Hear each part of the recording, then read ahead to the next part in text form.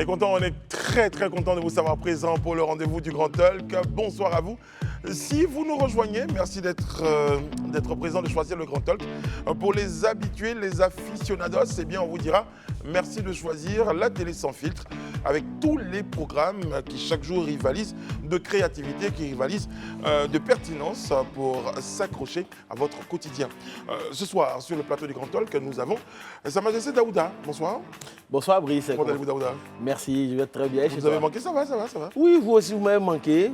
Voilà. On a fait 2 jours sans vous voir, on se disait... Non, c'est juste un jour. Hein. Juste J'étais là lundi. Ah, ok. C'est seulement hier que je n'étais pas là. Ah, ça passe trop non, vite je dans ma sens tête. je sens que tu m'adores. Ouais, c'est vrai. C'est réciproque, t'inquiète pas. C'est vrai. Et Rihanna, elle était sublime hier, franchement. Oh, très bien. Bonsoir Rihanna. Hier seulement?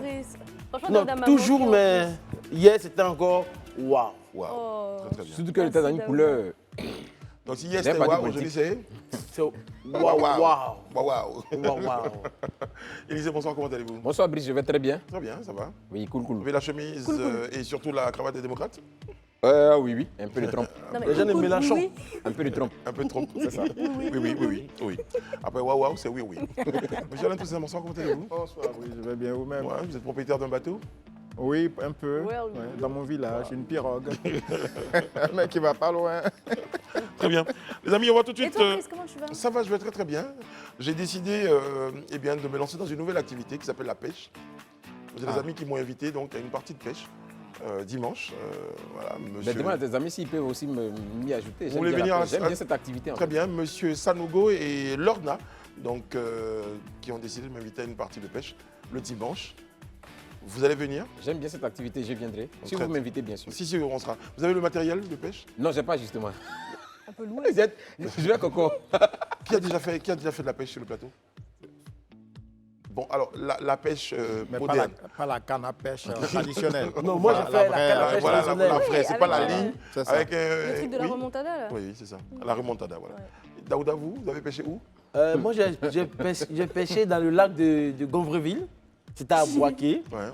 C'était pas avec la canne à la remontada, mais c'était une canne. La canne. Mais l'histoire derrière, c'est qu'on est parti pêcher et il n'y avait rien à manger. J'avais tellement faim à un moment donné, j'ai pris les poissons, j'ai mis du sel dessus et j'ai mangé cru.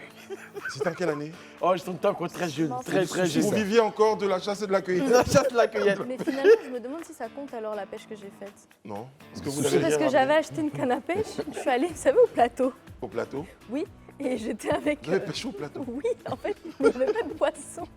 Et j'étais avec justement le chauffeur qui lui a lancé le truc. Et moi j'ai juste remonté le truc, mais il n'y avait pas de poisson en fait.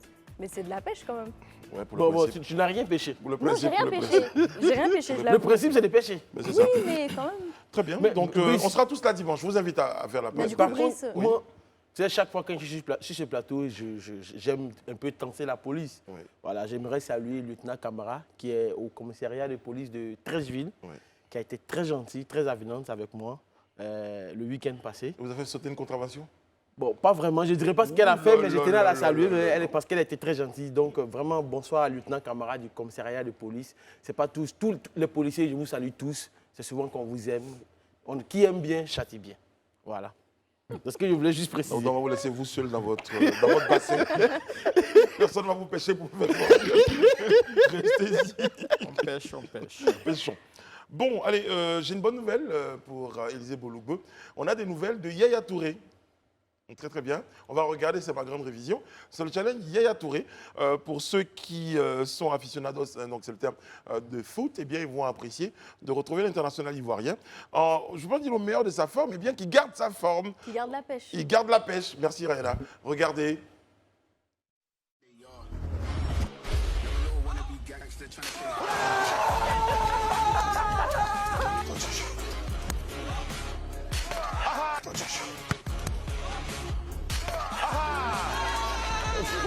Ben, Élisée, vous, bravo Yaya, vous qui savez apprécier la dextérité, l'adresse, la justesse des passes de Yaya Touré, là c'est un tir qui est bien envoyé. Bien sûr, hein, c'est un chef-d'œuvre, mais pour qui connaît Yaya Touré, on n'est pas surpris. Hein. Yaya Touré, c'est un joueur fantastique. Pour ceux qui ne le sauraient pas, quand il était tout jeune à l'académie, on l'appelait ordinateur.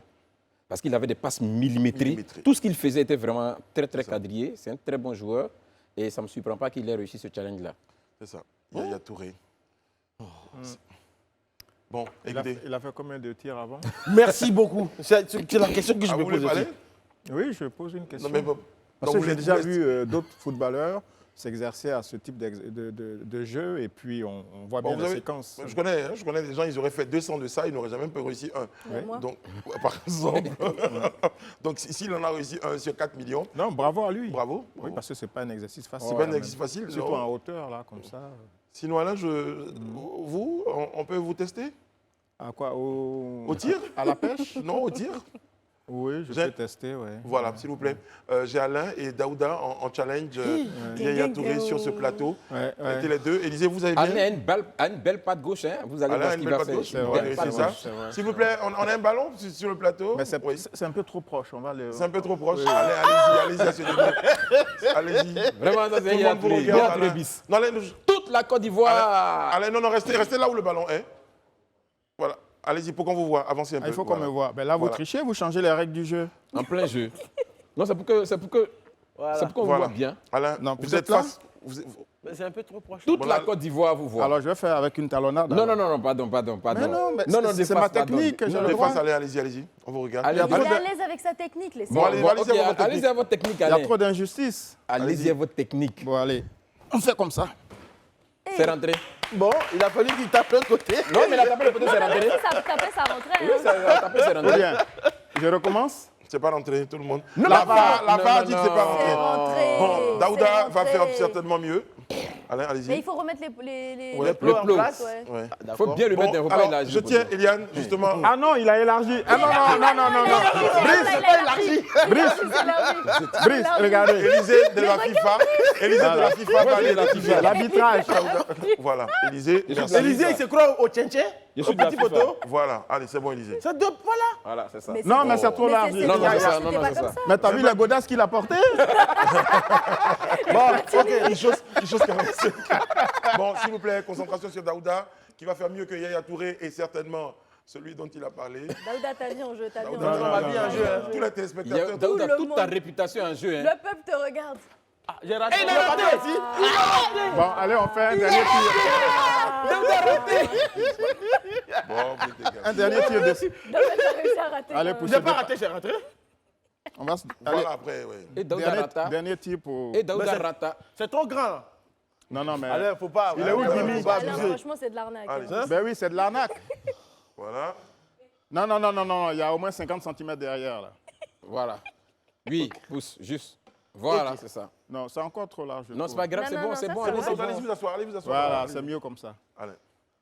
Alors, Allez-y, vous voulez que je la allez. tire à la Mbappé, Ronaldo, Pelé, Allez-y, Non, je préfère. Alain, simplement, je ça préfère à la Messi. à la Messi? C'est ça, à la Bah, alors, Messi. Élysée, venez tirer à ma place. Non, alors. non, ça va. Élysée, mais venez. Allez-y, Alain. Au fond, bravo. Je vous ai dit que Alain, c'est un grand. Alain, Bravo, franchement, bien à voilà. Un team magistral. Installez-vous, Alain, installez-vous. Bravo, bravo. Un team bravo. magistral. Bon, Wow. on enverra la facture de l'écran à Brice. Mais Alain continue de jouer dans le C'est studio. bon hein. Allez, non, ça va, non, asseyez-vous, ça va, c'est fini. C'est fini? Faites du match. Bon, d'accord. Non, mais c'est un team magistral, hein, bravo Alain. Allez, avec toute Merci. l'émission.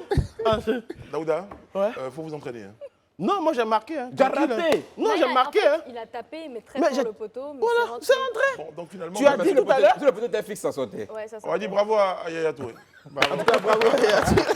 C'est pas facile. C'est pas facile. Hein. On comprend mieux. On Voilà. comprend On mieux. comprend mieux maintenant. C'est ça, le Bravo à Yaya Touré. Merci Jimmy, merci à vous, merci, qui nous ont aidés à avoir.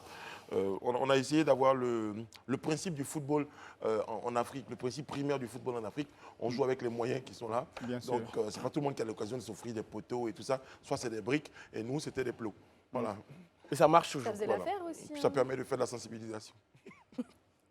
Il faut avoir des éléments de signalisation. Bon, alors, notre info du jour. Bon, elle fait moins rigoler l'info du jour. C'est une nouvelle hausse du coût du carburant. Le prix du litre du super sans plomb est passé de 775 francs CFA le mois dernier en Côte d'Ivoire à 815 francs, soit une hausse de 40 francs CFA pour la période du 1er au 28 février 2023 sur l'ensemble du territoire national. Oups. Ouais, on va dire oups, parce qu'on s'est réveillé avec cette hausse de 40 francs sur le coût du carburant. Mais il faut dire que Le prix du gasoil, par contre, lui, il est resté inchangé. Il est toujours à, je crois bien, à 655. Une chose est certaine, pour ma part, je pense que cette hausse du prix du carburant, il fallait s'y attendre. Parce que lors de la dernière conférence de presse du Premier ministre, il avait dit que la subvention avait un peu baissé parce que techniquement, on ne pouvait pas tenir dans le temps quand on sait que la Côte d'Ivoire, depuis, à l'instar de nombreux pays, subit cette crise exogène due à la crise russo-ukrainienne qui frappe de plein fouet tous les pays. Et même quand on fait le benchmark autour de nous, dans les autres pays de la sous-région et même en France, le coût du carburant a augmenté. N'eût été l'intelligence en matière d'économie du gouvernement ivoirien, je ne pense pas qu'on aurait pu tenir pendant un an ce coût du carburant et la revalorisation des salaires, qu'on appelle ça, le SMIC et autres, pour protéger et soutenir le pouvoir d'achat des Ivoiriens. Mais sur cette augmentation-là, sincèrement, il fallait s'y attendre. Parce qu'on ne pouvait pas tenir. Je pense que le gouvernement l'avait annoncé depuis très longtemps, en fait. Olivier? Bien évidemment, hein, toute hausse du coût du carburant, ça a une implication sur pratiquement l'ensemble des activités, notamment du transport et donc des denrées alimentaires. On craint donc que justement cette hausse-là n'impacte le reste des activités. C'est vraiment la crainte qu'on a.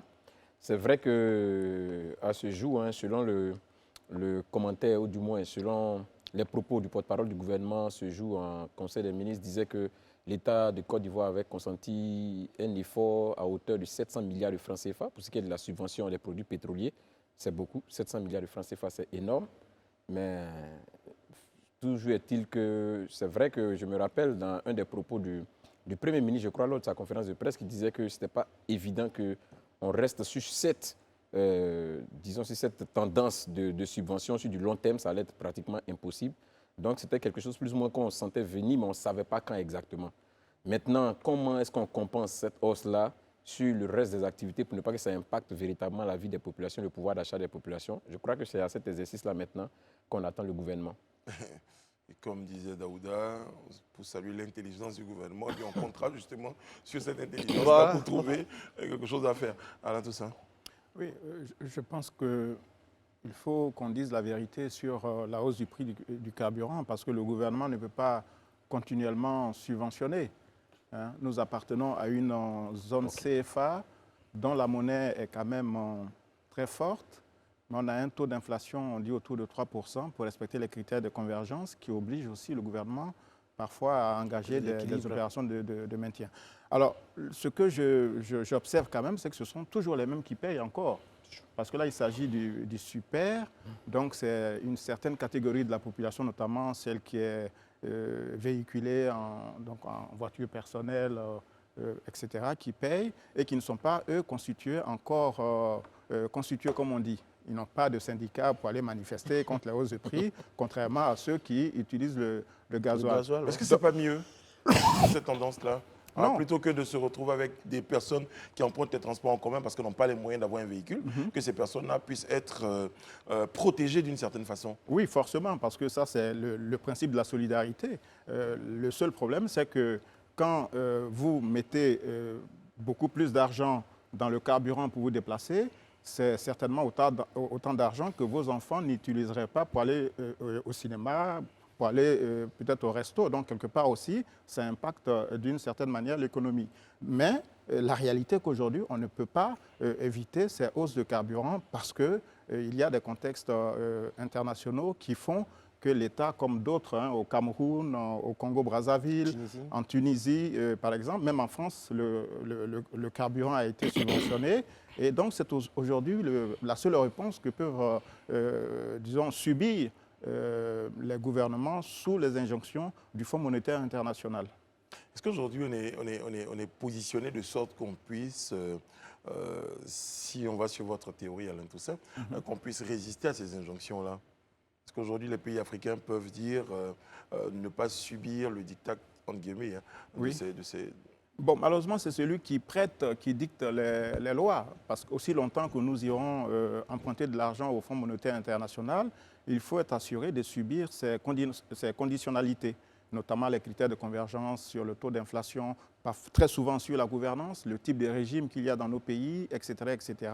Et l'aide, parce que les prêts sont en vérité des aides, ces aides-là sont conditionnées. Donc on est obligé, la seule possibilité pour nous, c'est d'arriver à une forme de souveraineté économique qui nous donne plus de possibilités pour investir dans les secteurs de notre choix, pour subventionner ce que nous voulons. Par exemple, la Côte d'Ivoire, pendant longtemps, sous Houphouët, a subventionné aux grandes dames du FMI le secteur de l'énergie, et faisant même injonction au président Houphouët à l'époque d'arrêter de subventionner déjà le secteur de l'énergie. Mais cette politique de soutien continue parce que nous n'avons pas d'autre choix, au nom du principe de solidarité nationale. Non, c'est clair qu'on est... Il y a un impact pour la population, un impact véritable. On va le sentir quand même. Tu veux que je parle de la population? Oui, je vais en parler parce que oui, c'est finalement la population qui ressent cet impact. Mais malheureusement, je pense que notre devoir aussi, c'est justement, comme vous l'avez tous souligné, de bien mentionner que ce n'est pas seulement le cas de la Côte d'Ivoire. Et moi, j'ai envie d'être très optimiste parce que je pense que la Côte d'Ivoire a fait montre quand même d'une certaine forme de résilience économique vis-à-vis de toutes ces hausses qui ailleurs ont été ressenties de façon beaucoup plus lourde. Et malheureusement, aujourd'hui, la population doit faire avec son pouvoir d'achat qui a été finalement optimisé par certaines mesures et qui va sans doute l'être parce que je sais que les politiques sont faites de sorte à accompagner quand même un minimum les populations face à ces crises-là. Et c'est ainsi quand même dans tous les pays, dans la plupart des pays. Et heureusement, nous avons quand même quelques clés et quelques indices quand même économiques qui nous permettent aujourd'hui de rester optimistes face à ça. Après, jusqu'à quand est-ce que ça va durer cette inflation? Quels sont les modèles à long terme de soutien face à cette crise qui finalement ne fait que trop durer et qui finalement ne cesse que de se répercuter et en effet boule de neige sur tous les secteurs économiques dans des pays qui n'ont rien demandé à avoir? C'est ça la vraie question. Vous me permettrez de citer le pasteur Mohamed Sanogo, dont je lis un ouvrage en ce moment, qui a une image qu'il a baptisée l'île flottante. Eh bien, à l'image de la maison flottante, à l'image, par exemple, des maisons qui sont construites dans certains pays, qui sont construites sur de l'eau, de façon flottante, sur pilotis, de sorte que lorsque le niveau de l'eau monte, eh bien, les maisons sont au niveau de l'eau. Pourquoi? Parce que lui, dans une prière, avait voulu demander à Dieu, je le cite, est-ce que Dieu pouvait permettre la baisse des denrées de la vie chère? Et Dieu lui a dit, plutôt que de demander que les choses baissent, il faut demander à être augmenté. Demande justement que le niveau de vie des personnes augmente. Donc, je pense que le gouvernement, allez-y. OK. Non, tu veux terminer. Pour dire que justement, que ça fait partie des mesures que le gouvernement prend pour pouvoir faire juguler, en fait. Oui. Moi, je pense que l'une des réponses que le gouvernement pourrait apporter sur la question du RAS, parce que Ryan a bien posé la question, jusqu'à quand? Je crois que l'une des réponses que le gouvernement pourrait apporter sur la question des hausses, je pense que c'est le gisement baleine, qui a été découvert il y a de cela 2 ans pratiquement, fin 2019 par là, disons fin 2020, le gisement baleine qui a été découvert et qui est considéré comme l'un des plus grands gisements pétroliers qui puissent exister dans le golfe de Guinée, et qui a été découvert et dont la mise en production devait démarrer logiquement en 2023. Et vous vous rappelez bien, dans le message du président de la République à l'orée de la nouvelle année, en 31 décembre 2021, disait qu'il croit que ce gisement, lorsqu'il entrera en activité, lorsqu'il entrera en production, pourra permettre à la Côte d'Ivoire d'augmenter substantiellement son pouvoir économique et donc d'impacter l'activité économique et la vie même des populations. Donc je me dis que l'une des réponses aujourd'hui serait effectivement que les dispositions soient prises, que les mesures soient prises afin que ce gisement-là rentre en production effectivement, comme on l'a dit, en 2023, et que peut-être on se donne encore une année de souffrance, je dis on se donne encore une année peut-être de pression, et puis après, on va voir que ces choses vont descendre. Si et seulement si. Comme je le dis, si et seulement si les délais qui ont été donnés et les engagements pris sont respectés. Bon, si et seulement si nous percevions une part importante de ces gisements quand ils sont en exploitation. Il ne faut pas oublier que ce sont des compagnies internationales qui viennent exploiter le pétrole chez nous et le gaz aussi et d'autres ressources, et que très souvent, la quote-part de nos États est quand même à un niveau très bas. Minime, ouais. Voilà, donc je pense que la solution, l'une des solutions évoquées très souvent par le Premier ministre, qui parle des transformations de notre économie, c'est la piste de l'industrialisation, la transformation de nos matières premières. la création d'emplois qui va créer de la richesse. Donc, c'est ça le cercle vertueux. D'accord, on parle du niveau de vie de l'Ivoirien qui doit augmenter, c'est ça? Oui, mais bien sûr, parce que s'il y a plus de personnes qui travaillent et qui consomment, forcément, ça impacte l'économie. Et on se plaindrait peut-être encore des hausses de carburant, mais ce serait quand même supportable. Or là, les ressources se raréfient pendant que la population augmente et que le travail aussi n'est pas aussi important. Alors, Donc, n'oubliez pas pas de qu'on maison en Pour flottante. parle. ajouter à cela, en fait, ce que vous dites comme solution, piste de solution, moi, en fait, j'aimerais appeler au civisme même des Ivoiriens.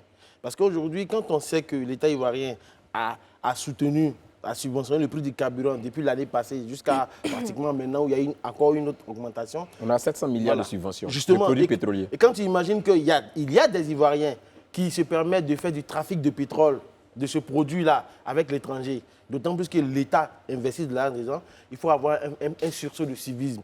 Le trafic de pétrole, il faut l'arrêter parce que tout le monde en a besoin. Si on sort ce fuel-là de notre pays pour le donner ailleurs, finalement, les Ivoiriens ne vont pas en bénéficier et du coup, on sera encore les mêmes à se plaindre à tout moment. Il faut avoir ce sursaut de civisme. Et n'oublions pas quand même qu'on est dans un écosystème mondial qui fait qu'on ne sera pas à l'abri de crises venant des grandes forces mondiales, donc des big three en termes de pays ou quoi. Donc il faut qu'on puisse avoir un modèle qui nous permette de tenir sur du long terme, un modèle qui puisse permettre déjà de réduire les dépenses au quotidien. Et je ne parle pas du fait d'Abidjan, et c'est là où ça devient urgent de se pencher sur la vraie question de la décentralisation. Ça devient urgent à tous les niveaux. Aujourd'hui, décentraliser, c'est créer des emplois dans d'autres villes. C'est limiter les déplacements, c'est limiter les embouteillages, limiter les flux de saturation au sein de la ville d'Abidjan, parce que vous imaginez bien que 2 heures dans le transport, ça consomme 1,5 fois plus que si on partait de façon fluide au travail. Je veux dire, aujourd'hui, il faut vraiment penser à la décentralisation, qui est une solution, j'ai envie de dire, sur du long terme, à énormément de problèmes. Aux problèmes donc, des infrastructures, de l'immobilier, de la salubrité, de la vie chère, de la vie chère en Du général. gaspillage du carburant. Le gaspillage du carburant.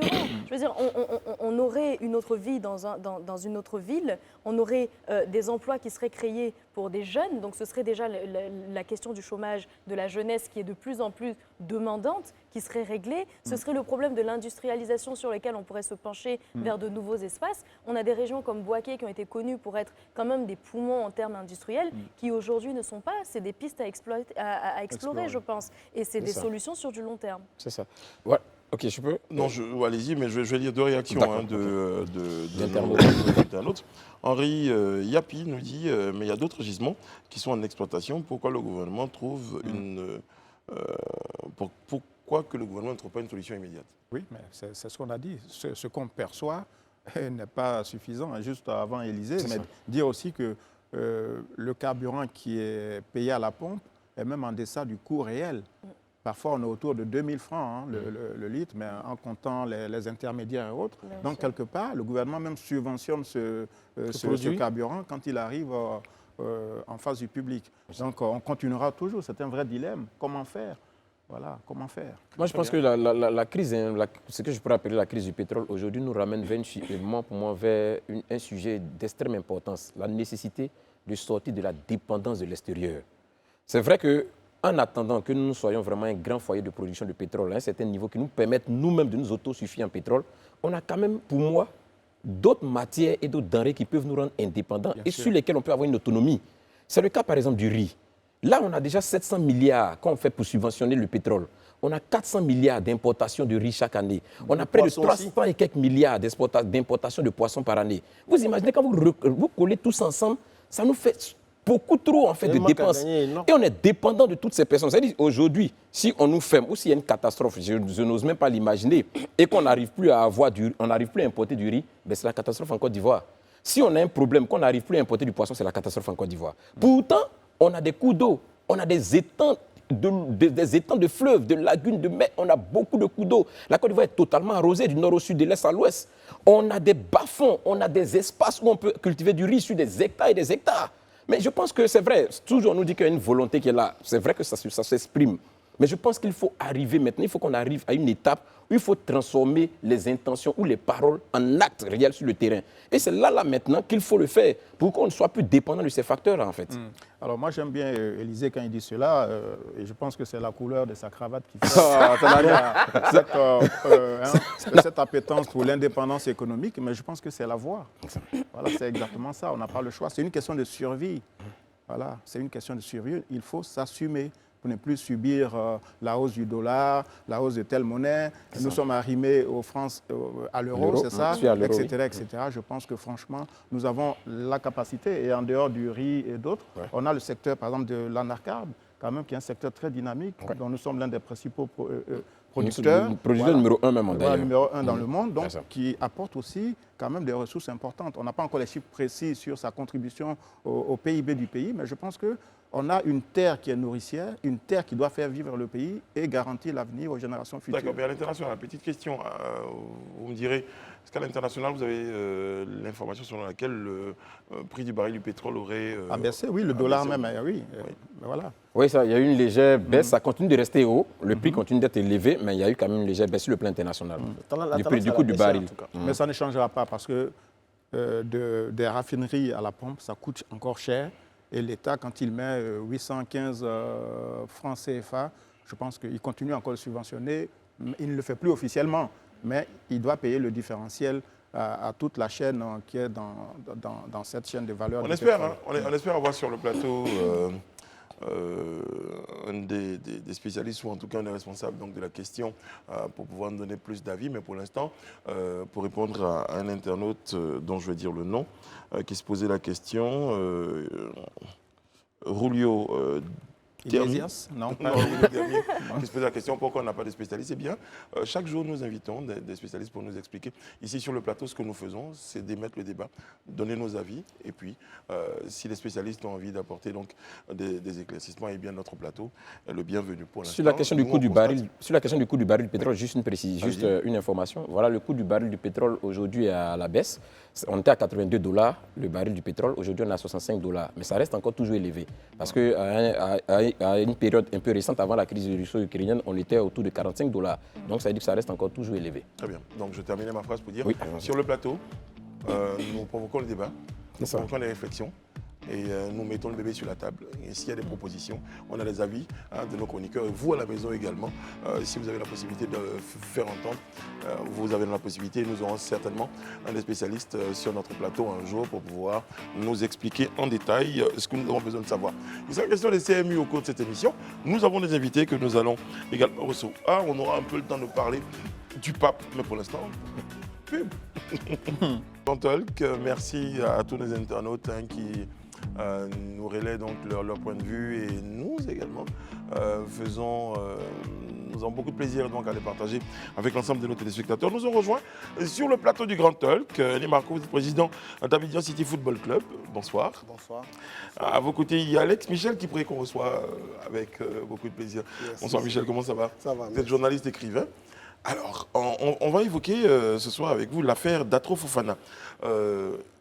Je me tourne vers Michel. C'est quoi l'affaire Datro Fofana pour nos téléspectateurs? Je pense qu'il faut commencer par le président. Je veux dire que le président allait me donner sa version. Oui. Alors, ma version. Les faits. Allez-y, c'est quoi l'affaire Datro Fofana? On a, si vous voulez, affaire à une situation extraordinaire, tout simplement. C'est-à-dire qu'on a un joueur ivoirien qui était international et qui a été volé. Bon. Voilà. Donc voilà pourquoi. Qui a été volé. Oui. Alors l'histoire, c'est l'histoire d'un transfert, Élisée Bologbeu. Voilà. Voilà, allez-y. On plante le décor. Allez-y, voilà, plantez le décor. Datro Fofana, je pense, ils sont là, ils pourront me contredire au fur et à mesure. Datro Fofana. En fait, le litige oppose aujourd'hui Abidjan City FC, voilà, disons, aux joueurs d'Atro et puis à sa fin. À Molde. À Molde, voilà. À Molde, qui est un club. Voilà. Le litige oppose les deux clubs. Norvégien. Voilà, un club norvégien. Norvégien, ok. Abidjan City, où le joueur a évolué pendant quelques années, donc, qui est le club formateur du joueur, estime que le club norvégien de Molde, qui a pris le joueur, n'a pas respecté, il n'y a pas eu de clause de transfert en tant que tel. Donc, ce qui fait qu'aujourd'hui, le club norvégien qui a transféré ce joueur à Chelsea, du coup, prend les droits comme étant le club formateur, ce qui ne revient plus au club formateur qui est Abidjan City. Donc, Abidjan City décide de saisir les instances du football, d'arbitrage du football pour pouvoir régler ce litige. Grosso modo, hein, comme ils sont là, je le dis dans les détails, on pourra partir. Mais moi, déjà, la toute première question, comment se fait-il que cette affaire éclate au grand jour, quand seulement le joueur est transféré à Chelsea? Parce qu'avant ça, nous, on n'en a jamais entendu parler, en fait. Ça n'a jamais fait l'objet de tapage médiatique. Et c'est quand le joueur arrive à Chelsea, où on se dit, par exemple, où on se dit évidemment qu'il est arrivé maintenant au haut niveau, et c'est là maintenant que l'affaire éclate. Qu'est-ce qui s'est réellement passé? Bon, je ne suis pas très fan de foot, mais je sais que, puisque l'histoire, c'est l'histoire d'un transfert, je sais par exemple que, par principe, chaque fois qu'un joueur est transféré d'un club à un autre, le club formateur gagne. Exactement. Donc, la première fois, ça allait, mais là, ça devient... Et pour la deuxième fois, si le deuxième club se présente comme le club formateur, ça s'entend que son premier club formateur ne toucherait plus. N'existe plus, c'est ça. Voilà. D'accord, mais on va quand même éclairer. Allez-y, si vous voulez. dites-nous votre... Voilà, parce que l'explication n'est pas tout à fait exacte. À quel niveau? Voilà. D'abord, Abidjan City est avant toute chose un club. Nous sommes un club. Voilà. Nous sommes avec le président statutaire de la Fédération ivoirienne de football. Donc, on a le droit de faire un transfert. D'accord? Voilà. Après, nous sommes un club qui est structuré justement de façon à faire de la formation. Donc, nous avons un centre de formation. Nous formons les joueurs. OK? On compétit. On a une équipe première, très jeune d'ailleurs, mais en même temps, on fait de la formation. Donc, on a des joueurs plus jeunes. Voilà. Donc, Abidjan City, à la base, était le club propriétaire du joueur. Le joueur commence à se former chez vous? Il a été formé chez nous, ensuite il a compéti chez nous en 2-3. Ensuite, il a été prêté. Il a été prêté en bonne et due forme à la FAD. Il y a eu un retour de prêt, enregistré tout ça à la fédération. Donc, les choses se sont faites de façon légale. Comment se retrouve la Molde? Justement, quand le joueur revient de prêt à Abidjan City, en ce moment, il est en même temps international. Donc, ce qui est déjà une très belle performance, parce que c'est une première d'avoir un joueur sous contrat avec une équipe de 2-3 et international. Ensuite, on a une offre de Angers. Donc, c'est là où nous, on est en train de faire un transfert. On a une offre de 1 million avec 20% à la revente. Donc, une offre qui est 1 million d'euros. Excusez-moi, 1 million d'euros. C'est ça, c'est important de le préciser. Le joueur international. Donc, 1 million d'euros avec une offre de 20%, ce qui est presque inédit. C'est beaucoup et c'est quelque chose vraiment qui pourrait changer complètement l'avenir de ce projet. Donc, au moment où on attend de faire l'offre, la mère renie sa signature. Mais ce qu'il faut comprendre, c'est que quand on a l'offre de Angers, on a aussi un accord derrière. Et on a un accord avec Angers. Et le joueur aussi a un accord avec Angers. Donc, il est prêt à aller à Angers. C'est ça. Mais il a 17 ans. Il faudrait qu'il attende 18 ans. Donc, il faut attendre 2 mois. On a fait l'accord avant qu'il ait 18 ans. Donc, en décembre, à ses 18 ans, la fédération prend une décision, tout simplement, qui dit que la mère ne reconnaît pas avoir signé le contrat avec Abidjan City. Donc, parce elle a la fédération. Non, parce que, s'il vous plaît, il y a un moment qu'on a raté. Lorsque vous avez l'offre de Angers, vous êtes prêt à signer, mais pour que le joueur puisse signer, il a besoin d'avoir l'autorisation parentale, d'une autorisation parentale. Effectivement. Et donc, normalement, sa mère doit signer pour lui. Effectivement. Nous, quand on donne notre accord à Angers, d'ailleurs, on signe, nous, la convention, qui est prête à être enregistrée à la fédération. La maman, elle et le joueur mandatent un agent qui est mandaté, signé de la mère et du joueur qui disent qu'ils veulent aller à Angers, ils sont prêts à négocier. Donc la maman donne son accord parce qu'il n'a pas encore 18 ans. Donc la famille négocie avec Angers, ils tombent d'accord sur le contrat du joueur et Angers valide et on n'a plus qu'à attendre que quand il a 18 ans. Voilà. Et à ses 18 ans, 2 jours après, il se retrouve à Molde. Parce que la mère, justement, entre-temps, a eu d'autres propositions, donc elle réunit sa signature. Mais d'ailleurs, aujourd'hui, on se retrouve au TAS. Depuis, il y a une expertise graphologique qui a montré que la mère avait signé ce contrat, justement. Donc, on se retrouve au TAS avec une décision en recours de la fédération, qui évidemment une décision contre celle qu'elle avait prise auparavant, compte tenu de l'expertise graphologique. Donc, on est au TAS et on est en ce moment même en pleine procédure contre le club de Molde. Très bien. Voilà. On va revenir à vous. Je me tourne vers vous, Alex Michel Guipré. Cette situation-là met à nu un tout petit peu une forme de, permettez l'expression, de flou autour des transferts. Vous êtes d'accord avec moi? D'opacité. De flou, non, je pense que au contraire, ça permet d'éclairer. Il y avait des suspicions, il y avait des non-dits. Je veux dire, il y a beaucoup de flou et justement, à travers cette affaire-là, on commence à regarder. Oui, mais c'est clair qu'on ne veut pas que vous compreniez, c'est ce que je veux dire. Donc ce n'est plus flou. C'est clair, parce qu'il y a une opacité dont vous parlez. À chaque fois, la récurrence de ce type de problème n'est pas mise à nu. C'est la première fois, c'est une grande première, c'est la première fois qu'un club de Détroit, je précise qu'il est en Détroit, heureusement que Marco est quelqu'un, je parle du président d'intelligence, ça je peux le dire, quelqu'un aussi qui a un peu mis de l'argent de côté pour pouvoir faire recours, mais ça c'est tout le temps dans les clubs ici. C'est tout le temps, c'est assez souvent, mais ils n'ont pas les moyens d'aller au TAS, d'aller dans une instance supérieure, parce que ça nécessite beaucoup d'argent. Donc, ce sont des choses qui se taisent. Ce sont des vols, des drafts, des raps aussi qui se taisent. On n'a pas envie de mettre... Et puis en plus, pour ne pas s'attirer les foudres de qui?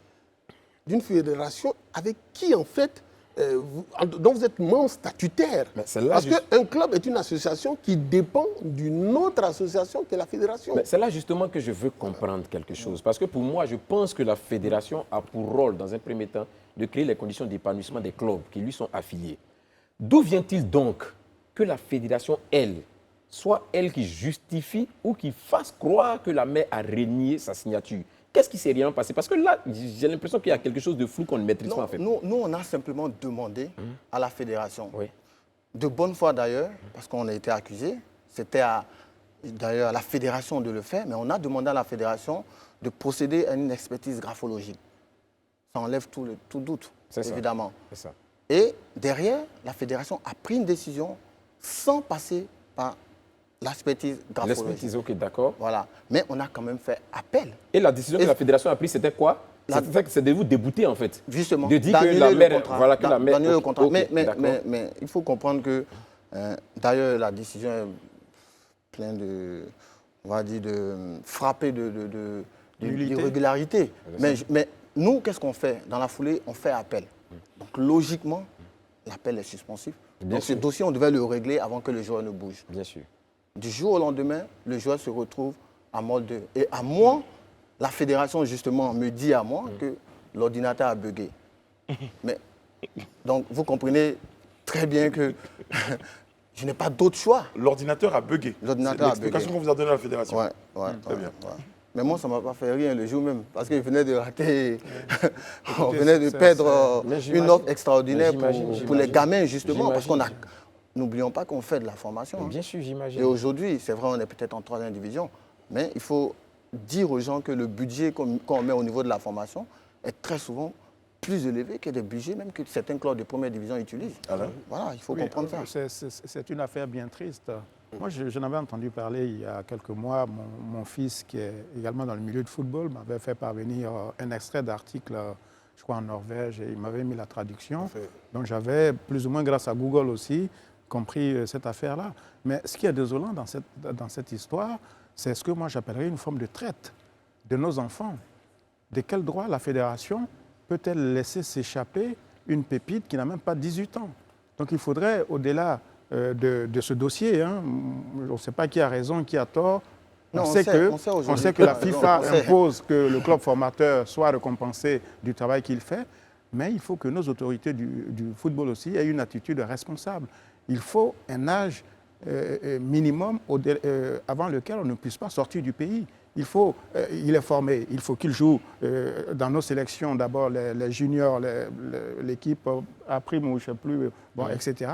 On ne peut pas laisser partir. Donc je pense que de cette affaire, il faut qu'on tire une leçon importante qui est la protection de notre football Mais- en empêchant que des enfants Mais soient est-ce enlevés. que ça n'avait pas été fait? D'autant plus que je pense qu'il devait attendre qu'il ait 18 ans. Non, pas du tout. Pas Non, du mais tout. bon, Pas après, du tout. aujourd'hui, il y a un règlement FIFA qui dit qu'à 18 ans, un joueur, et c'est partout dans le monde, il n'y a pas de problème. Un joueur Oui, peut- mais là, il n'avait pas 18 ans quand vous Non, l'avez il est- laissé partir. Non, il n'avait pas. On avait des offres avant qu'il ait 18 ans. Oui, mais il c'est n'avait ça. pas 18 ans. Non, mais on peut recevoir des offres, c'est autorisé. On peut négocier avant qu'il ait 18 ans. Après, quand il a 18 ans, on peut passer aux signatures parce que là, il peut signer, c'est dans le règlement FIFA. Voilà. Moi, je pense que, ok, d'accord. L'objectif derrière cette histoire, ou du moins en vous recevant, c'est juste vraiment pour permettre aux Ivoiriens de comprendre. C'est une réalité parce qu'on l'entend plus ou moins, on le lit dans la presse. C'est justement pas pour faire le procès de quelqu'un. Moi, je crois que, comme Oufo Boïs pouvait le dire, le dialogue finit par résoudre la situation. Aujourd'hui, avec la famille, où vous en êtes? Est-ce qu'il y a eu une approche? Est-ce qu'il y a eu des démarches en vue de trouver une solution conciliée? Mais on n'a pas de problème. Le problème n'est pas la famille. C'est- Le c'est- problème n'est pas le C'est joueur. qui alors le problème? Le problème, c'est tout simplement Le club de Molde. le club, d'abord, le club de Mode 2, D'accord. voilà, qui ne joue pas à franc jeu. Qu'est-ce que vous attendez Voilà. de ce club? Il doit faire quoi Mais pour on que attend ça... que les clubs nous respectent tout simplement, comme ils D'accord. Qu'il respectent. paye quelque chose? Non, qu'il on fasse attend quoi? que les clubs nous respectent d'abord. C'est ça. Oui. Ensuite, on attend que la fédération protège justement les clubs. Le rôle de la fédération dont tu parlais, Ouais, c'est ça. c'est d'abord de protéger les clubs. La fédération, c'est l'émanation des clubs. Oui. Donc, elle doit protéger les clubs. À partir du moment où on Mais a... Marco, Oui. excusez-moi, il faut qu'on se comprenne. Que Molde vous respecte. Par quoi? En faisant quoi concrètement? On veut comprendre. Il vous respecte comment? Mais monsieur, je peux vous dire... C'est Alain ou Alain Toussaint, peu importe. Nous, on a reçu une offre de Angers. C'est ça. Angers nous a respectés. Angers nous a envoyé une offre. On a négocié. C'est ça. On est arrivé à quelque chose. Mais pendant ce temps, on avait d'autres offres. On avait Strasbourg qui faisait la même offre, 1 million. On avait Leicester, avec qui moi j'ai discuté pendant une semaine. Colo était inclus parce qu'il voulait le joueur. C'est ça. Mais à partir du moment où Molde, ils ont un agent qui lui-même devient l'agent du joueur. Ah, d'accord. Parce que derrière, c'est quand même une D'accord. histoire. Lui, il devient l'agent du joueur. Donc, conflit d'intérêts, Voilà. Et en plus, si on a nos fédérations qui acceptent justement, cette forfaiture. ça ne va jamais s'arrêter. Et c'est pour ça que justement, nous, on a décidé d'aller Au TAS, aussi loin, parce que c'est difficile. C'est 2 années de procédure pour un club de 3e division, sortir autant d'argent, autant d'énergie. Heureusement qu'on est bien entouré, on connaît des gens qui peuvent nous accompagner, qui peuvent nous orienter. Mais c'est difficile. C'est pour ça que M. Kipri disait tout à l'heure qu'il n'y a aucun... Rarement, les clubs, ils vont jusqu'au... Mais il y a d'autres. Voilà. C'est pas pour tirer la couverture du côté de la fédération, mais il y a d'autres transferts qui sont faits, que la fédération encadre, qui se donnent dans de très bonnes conditions. Mais justement, mais là, on a eu affaire à un agent véreux. À partir du moment où on a un agent véreux et qu'il a des complices qui travaillent à la au sein fédération, de la fédération, d'accord. on et que comprend. derrière, il Bon, là, c'est emmène... comme c'est des accusations, donc on ne pourra pas prouver. Non, il dit un agent Non, véreux, il n'a mais- pas dit oui, la Non, mais il y a fédération. des complices au niveau de la fédération, ok, c'est différent. Mais monsieur Brice, de oui. toutes les façons, Oui. monsieur Brice, la fédération aujourd'hui, on parle de la fédération, bien entendu, de celle de Sori à l'époque. Le CONOR est passé, ils n'ont pas voulu statuer. Bon, là, cette fédération-là, évidemment, a statué et, évidemment, elle donne raison à Abidjan City. Michel, je veux avoir votre avis sur la question. Allez-y. La fédération actuelle donne raison à Abidjan City. Oui, La fédération dirigée par Idriss Diallo. évidemment, Ok, puisque ça donne raison. on avait fait recours. Ah, donc le problème, c'était surtout sur la fédération d'avant. Avant, comment on appelle ça? Oui, c'est la Ah, ok, fédération. d'accord. C'est la fédération d'avant. Maintenant, ce que nous on dit, justement, parce que jusque-là, vous avez parlé du fait que Abidjan City ne disait rien. Oui, on disait rien parce qu'on était dans une procédure C'est qui ça. suivait son cours au C'est TAS. ça, c'est ça. Mais quand on voit derrière la fédération actuelle qui reçoit le joueur, qui reçoit les agents, qui reçoit la maman, mais quel message on envoie aux autres clubs? Quel message on envoie aux autres gamins? Alors aujourd'hui, Il y a un paradoxe. qu'est-ce qui, Il y a un paradoxe. qu'est-ce qui se passe aujourd'hui? À quel niveau nous sommes exactement? Le joueur évolue en ce moment Oui. sous les couleurs De Chelsea, de Chelsea, Oui. voilà. Et vous n'avez rien obtenu de ce transfert. Nous, Ouais. À quel niveau nous sommes? bon, nous, qu'est-ce qu'on demande? On demande tout simplement au TAS de nous remettre dans nos droits. Parce qu'on aurait dû justement nous vendre le joueur C'est ça. et le joueur il serait allé à Angers, il serait vendu à 30 millions. Le joueur est bien formé. Il avait les qualités pour ça. Et d'ailleurs, c'était son rêve depuis je pense qu'à Abidjan City, c'était son rêve d'aller à Chelsea. Donc nous, on est très contents que le joueur soit là-bas. Moi, je lui souhaite une grande carrière.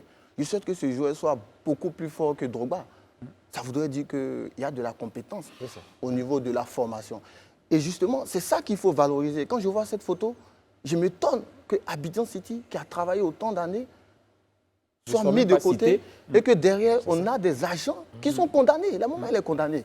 Puisqu'il y a une décision qui dit qu'elle a menti. Il ne faut pas oublier une chose. Pendant 2 années, nous, on était vus comme des fausseurs. C'est quand même grave. Comment on explique tout ça aux gamins? Et justement, c'est ça qu'on reproche à cette fédération, de jouer son rôle et de valoriser justement d'autres valeurs que ça. On nous dit que sa carrière aussi est un peu menacée par la suite de ce dossier. Est-ce que vous pouvez nous affirmer ce soir qu'il peut continuer à Chelsea, que vous restez sur un plan juridique avec les autres maillons de la chaîne, notamment Molde et peut-être les agents véreux, comme vous les définissez? Il y a une procédure qui suit son cours. La procédure, c'est Abidjan City. Molde 2. Contre Molde 2. Contre Molde 2. Parce qu'on suppose que Molde 2 a volé le joueur. Voilà. En fait, c'est ça. Molde 2 a fait du faux avec la complicité de la fédération de l'époque et le joueur est parti. Donc la procédure, c'est Abidjan City, Molde 2. Le joueur, on lui souhaite encore une fois, on est très fiers que ce joueur puisse être international et être à Chelsea.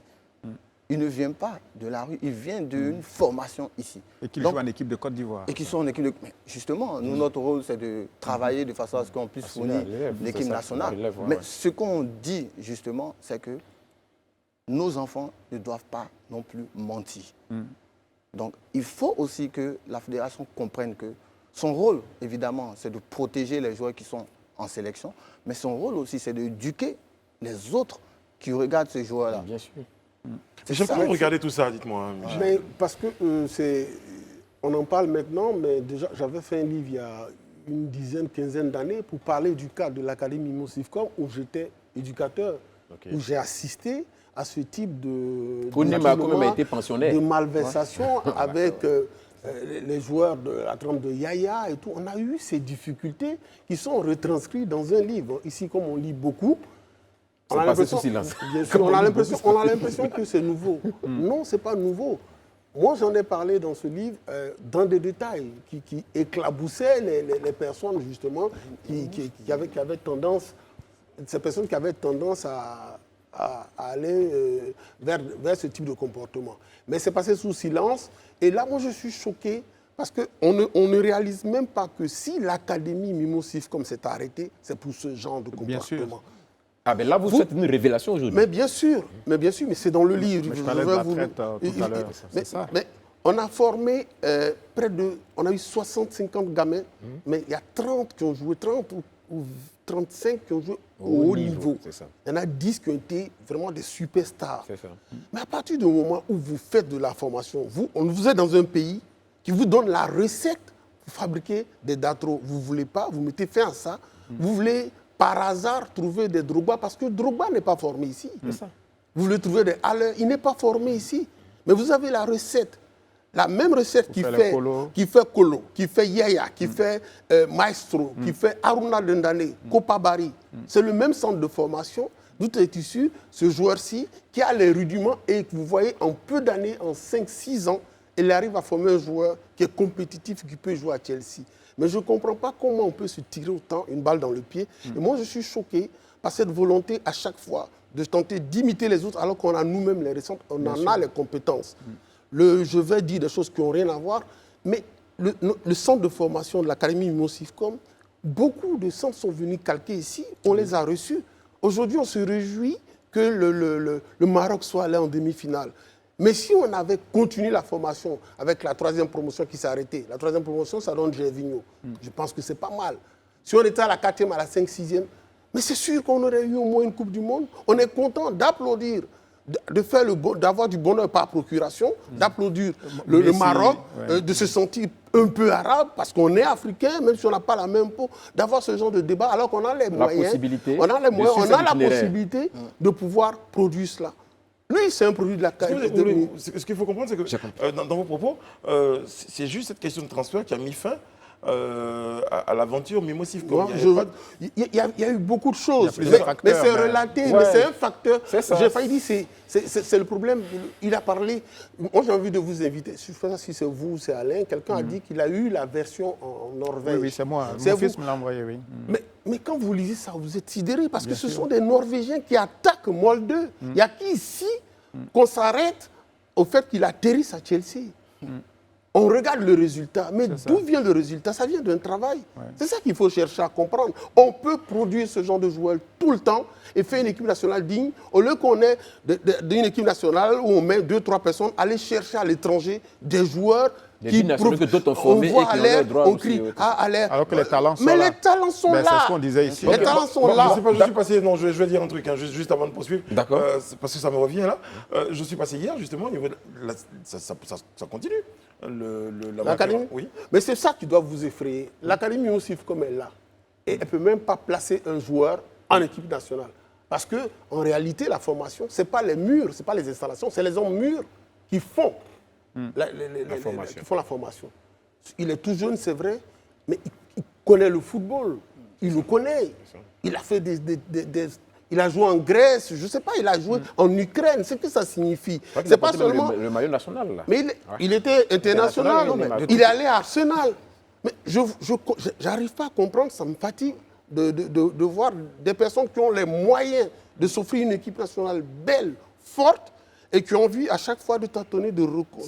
Donc, en même temps, message en même ici. temps, Marco, il a un club, vous avez un club. Oui, mais, son club j'ai investi. N'a pas les moyens de... Non, mais j'ai investi. C'est un investissement. Bien sûr. On peut faire aller Non, il y a chercher un le pas- joueur investissement, en ailleurs. réalité, c'est un investissement. Les gamins, ils ne viennent pas Donc, comme ça. c'est ça, Non, la taille ils sont, aussi, investissement, mais bien sûr. les gamins, quand ils rentrent, ils sont pris en charge pendant des Dans une années. académie comme tu dois. Moi, Dis Marco, justement... Une dernière question, pardon. Non, on est en fin d'entretien. Ok, d'accord. La dernière question va venir de moi. Aujourd'hui, on a parlé tout à l'heure de l'état des lieux.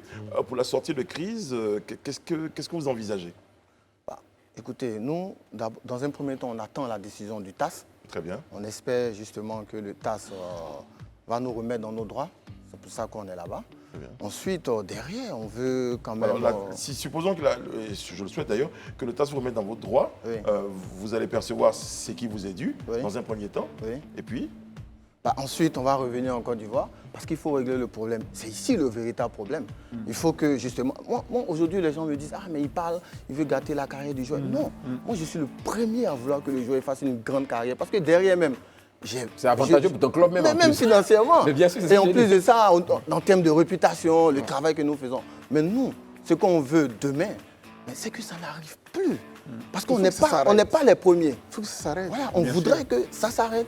Parce que derrière, je peux le dire sur ce plateau, derrière, on a des joueurs qui vont être demandés pour 2 millions, 3 millions, ne seraient pas étonnés. Mais si on n'a pas la maîtrise, si on est pris parce que de pression, parce que derrière, tu as des agents qui mettent la pression à la fédération et puis du jour au lendemain, le joueur se retrouve là-bas.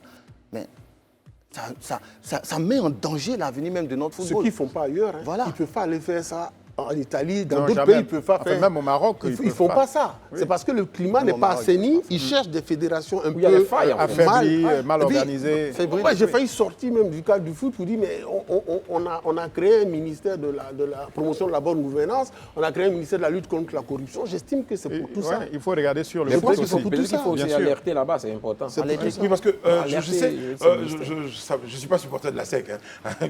ça va justifier mes propos. Mais c'est qu'il y a un joueur qui Grâce s'appelle au Karim L'Afrique Konaté. devant tout le monde. Oui, mais il y a un joueur qui s'appelle Karim Konaté qui était formé à Salzbourg. à l'académie, qui fait partie des meilleurs joueurs Oui, également au qui monde. a été très bien vendu. Vous dire que ça continue aussi quand même. Hein. Mais Karim Konaté jusqu'à 85. Vous pouvez pas C'est de dire ça qu'il parle, le Vous ratio. pouvez pas voir. Je voulais évoquer également que Vous ne pouvez pas voir passer 100 gamins et puis sortir un et puis être... Moi, je parle du taux du pourcentage de réussite. Moi, le ratio, À c'est l'académie, ça on qui était à 60, on a sorti au moins 30-40 à un bon niveau. Jamais ça s'est vu, même pas Clairefontaine, même pas Feyenoord. Aujourd'hui, vous voyez un joueur qui part, il est déjà demandé, il est déjà aux portes de Chelsea, il est même à Chelsea. Les autres frappent aux portes. Mais pourquoi est-ce qu'on n'a pas droit au bonheur? Pourquoi est-ce qu'on n'a pas droit? Peut-être qu'ils ont des raisons de le faire, mais ils n'ont pas du tout raison à la fédération et ailleurs de faire ça. En tout cas, on va regarder, on va observer de très près. Notre Bon plateau, courage, il est en tout cas. ouvert. Chaque fois qu'il y a de l'évolution donc, au niveau de la situation, vous pourrez donc être sur notre plateau. On n'appelle pas, on vient. Vous venez directement.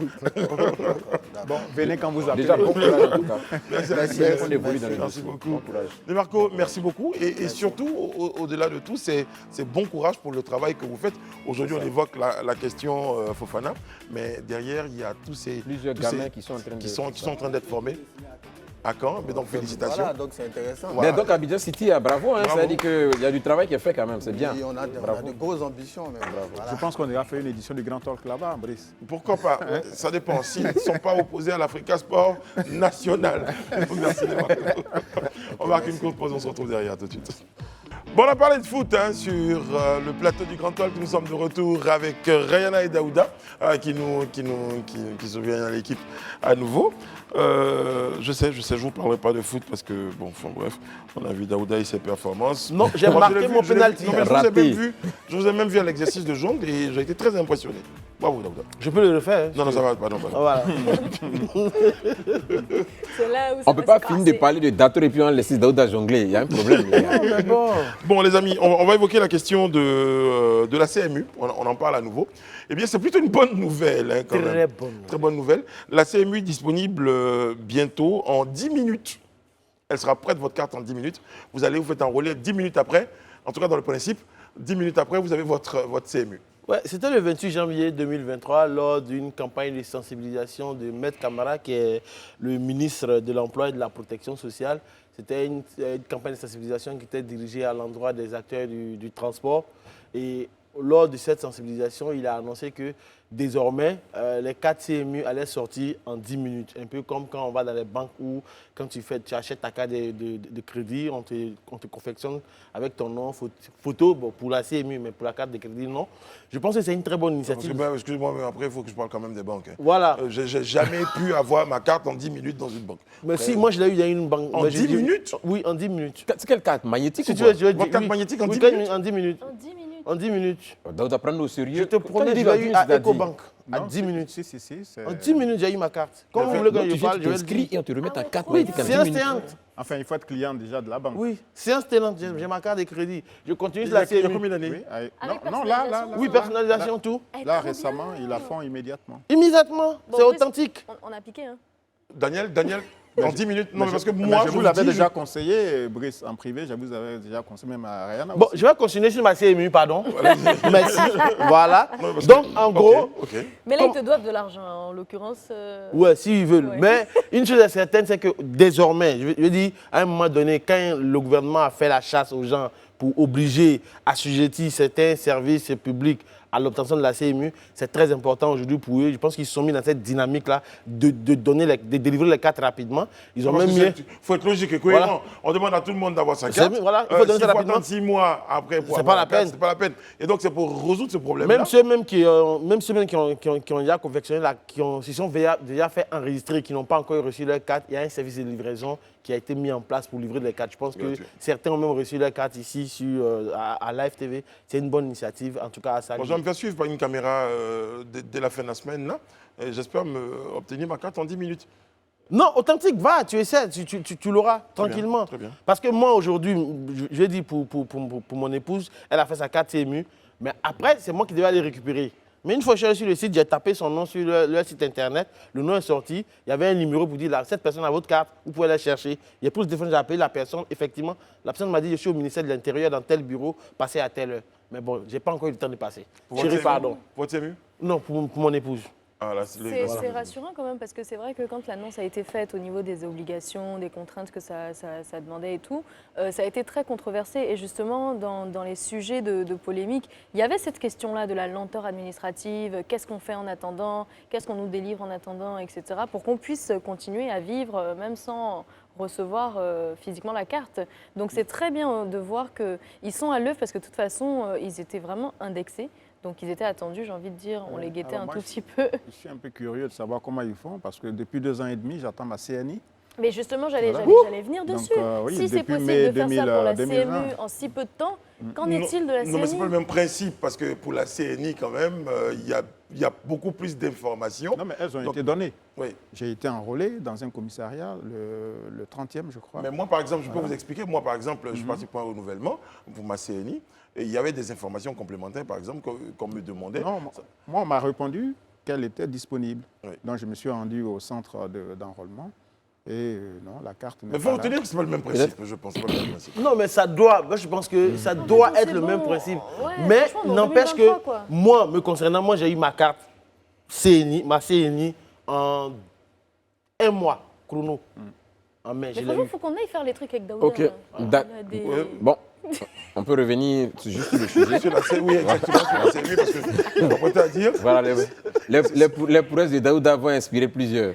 Voilà, donc je dirais que c'est une mesure, bon, comme le ministre l'a dit, hein, qui prend effet à partir du mois de février. Donc, ça veut dire que c'est à partir de ce mois, comme je dis, le 1er février, qu'on va assister à cette mesure-là, celle de pouvoir obtenir sa carte CMU 10 minutes juste après son enrôlement. Donc, on attend de voir certainement ce que ça va donner. Mais c'est une mesure qui vient compléter celle qu'avait prise la CNAM, la Caisse nationale d'assurance maladie, qui gère tout ce qui est CMU, qui avait même mis en œuvre, la dernière fois, on a eu à le signifier ici, la possibilité de se faire livrer même sa carte CMU. Je crois que c'est des mesures qui viennent vraiment faciliter, je dirais, la situation aux populations. C'est une très bonne mesure et je crois que c'est ce qui est logique. Parce que, comme pouvait peut-être l'évoquer Daouda, vous ne pouvez pas souhaiter ou bien exiger que la carte soit obligatoire pour tous et que les conditions d'obtention de cette carte-là soient des plus dantesques en fait. Donc c'est une très bonne chose déjà pour le gouvernement de bien vouloir créer les conditions. On va faire un peu de sensibilisation, on va faire un peu de promotion pour le ministère, hein, pour l'obtention de la CMU. Qu'est-ce qu'il faut quand on a envie de se faire enrôler? Parce qu'on dit l'enrôlement, après vous avez 10 minutes votre carte. On demande quoi aux gens pour qu'ils aillent faire ça? Bon, je pense que déjà, dans un premier temps, il faut avoir sa carte nationale d'identité. Ouais. Bon, un certain nombre de documents administratifs. Voilà, il faut avoir bien. ça. Dès que tu arrives, ils vont rentrer ces informations-là. Ils ont une tablette dans laquelle ils rentrent ces informations-là. Après avoir rentré ces informations, on vous prend la photo. Quelques temps après, comme ils ont dit depuis bientôt, en février, on va faire ça en 10 minutes. On attend, en 10 minutes, ils vont faire l'impression. Ouais, elle veut devenir star. Non, mais c'est surtout, non, mais en fait, je veux dire, maintenant que vous m'en parlez, je me souviens avoir reçu mon attestation, parce que ça ressemble un peu à l'attestation, mon attestation d'identité en 10 minutes. Voilà. Donc c'est dans un document, ça sort. Oui, mais ça, c'est donné immédiatement, C'est l'attestation. Mais Ouais. c'est la carte définitive. Oui, c'est la carte Voilà, qui maintenant, pose je problème. pense que c'est le flux d'informations. C'est le flux Ouais, d'informations à gérer, à traiter, parce que c'est des informations sensibles quand même. Mais ce que je voulais dire à Alain, Et surtout, on a besoin de vérifier un certain nombre de ce que choses. j'aimerais dire à Alain concernant la carte CNI, c'est qu'après, il y a des vérifications en back-office qu'ils doivent faire sur la nationalité. Oui. Non, mais il te dit qu'on lui a dit que sa Là, il y a carte un est bug disponible. technique, Et il s'est rendu, il n'a pas vu. C'est ce qu'il est en train de Voilà, dire. Il n'a pas dit qu'on lui Bon, a demandé c'est des ça, il y en a qui commentaires. bon, on nous a appelés, puis c'était disponible, donc Non, il y a mais des moi, cas. je Ok, bon, trouve revenons juste sur la que ce CMU. soit- C'est pas très normal que ce soit en poudindin comme ça, en fait. Je veux dire, il n'y a pas de cohérence. Il y a des personnes qui vont recevoir ça en 2 semaines, d'autres en 1 mois, d'autres en 6 mois, d'autres en 2 ans. En Bon. 2 ans et Mais demi. est-ce qu'ils En sont fait, il y a un problème. Oui, mais dans est-ce le qu'ils sont en train de système. corriger? Je Est-ce pense qu'ils que sont en train de corriger? l'ONECI est en Voilà, train de travailler corriger ça. à corriger un certain nombre de choses. Sur la CMU. Bon, alors sur la CMU, Une information capitale à donner sur la CMU. capitale, bon, Voilà. c'est fort quand même. L'enrôlement à la CMU est totalement gratuit. Il est important aussi de le dire aux téléspectateurs. Gratuit. L'enrôlement, pardon, merci, est totalement gratuit. C'est important aussi. Aujourd'hui, Heureusement que Alain fait son j'ai Kevin Aubin, en fait, sur ce heureusement que plateau. j'ai allé à mes côtés. Heureusement Kevin qu'elle est revient, là. Kevin revient bientôt. Non, mais je pense que les téléspectateurs ont retenu que c'est un lapsus. Voilà. Donc, l'enrôlement est totalement gratuit. Donc, tous ceux qui veulent se faire enrôler n'ont qu'à se rendre dans les centres d'enrôlement. Et si que la CMU couvre aujourd'hui 2948 établissements sanitaires, c'est vrai que peut-être... Je crois que quand on va dans les centres sanitaires, il y a une liste qui a été affichée. Ils ont essayé maintenant de rendre ça public. La liste de tous les établissements sanitaires où la Alors, CMU vu passe. qu'on est dans la promo, on est dans la sensibilisation, j'espère qu'après ça va être payant, hein, on va quand même vous payer. Vous avez votre carte en 10 minutes, C'est ça. vous avez la liste. Lorsque vous êtes confronté à un cas de maladie, qu'est-ce qui se produit? Il y a un parcours. Oui, Il y a un parcours client. Il y a un parcours santé. Soin. Il y a un parcours soin, pardon. Décidément, hein. Vous vous rendez Vous rentrez dans un centre de santé, Oui. il y a un parcours soin qui est défini.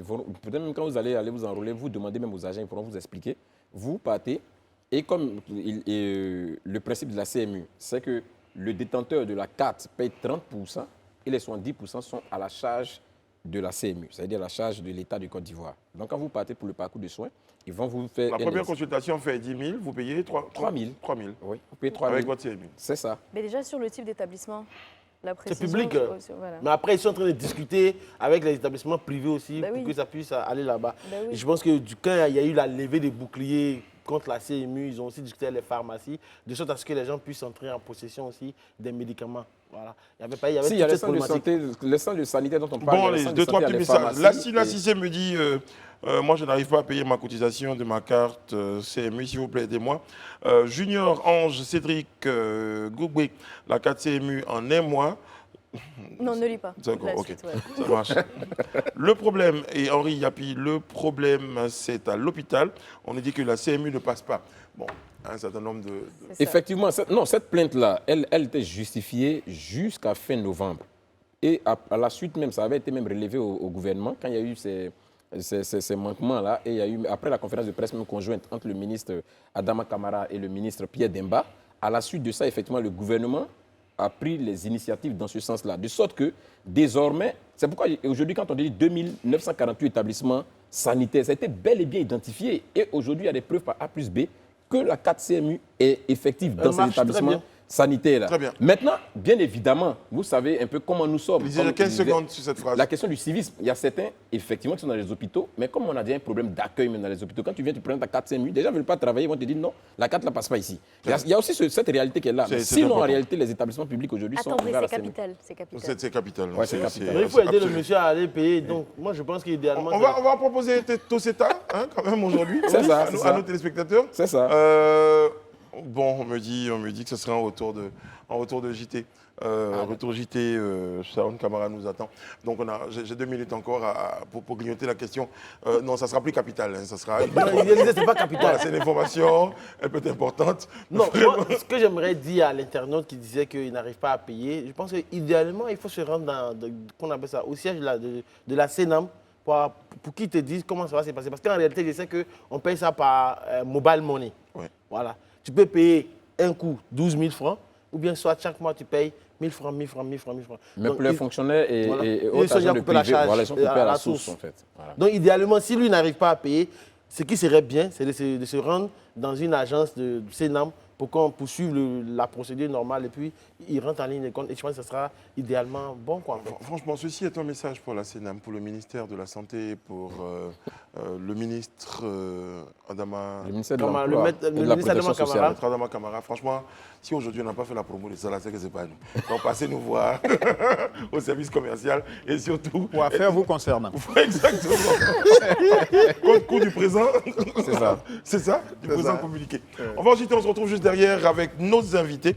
On en aura. En tout cas, nous serons en compagnie de Nanan Adobi Ake Placide Guy-Marie, chef du village de Akwe Agban, c'est à Benjerville.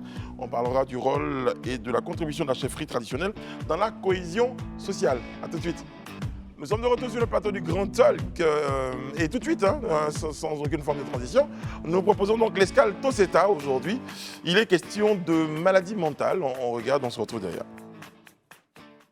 Dans le monde, dans toutes les capitales, il y a des fous. Et chez nous en Côte d'Ivoire, ici, là, il y a toutes sortes de modèles. Il y a ce fou trop intelligent, juste quand les gars vont piquer dans sa tête. Il y a cette folle qui ramasse seulement les saletés pour se promener avec. Il y a cette folle qui rit seulement et demande l'argent aux gens. Et il y a ce fou, toujours au carrefour, avec un gros truc. Quand les dentistes la passent, elle dit « Hey, quel gâchis !»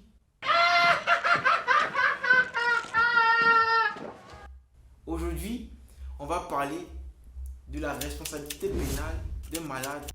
Qu'est-ce qu'un fou? Qu'est-ce qu'une folle?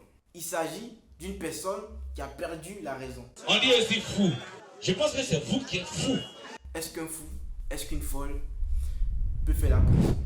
Le sujet, c'est le sujet. Selon les dispositions de l'article 102 du Code pénal ivoirien, il n'y a pas de responsabilité pénale lorsque l'auteur des faits, lors de leur commission, est atteint d'une altération de ses facultés mentales ou d'un retard anormal de son développement, tel que sa volonté soit abolie. Ça veut dire, si un fou t'a giflé pareil et ça a résonné à Gonzagueville devant la loi, c'est cadeau. Mais il dit, c'est pas parce que les fous peuvent aller en prison. Mais dis, c'est la façon dont on dit les fous ne peuvent pas aller en prison, ça je veux les fous aussi. Hein. Sinon nous sommes je veux les fous. Hein. Et la loi, c'est la loi.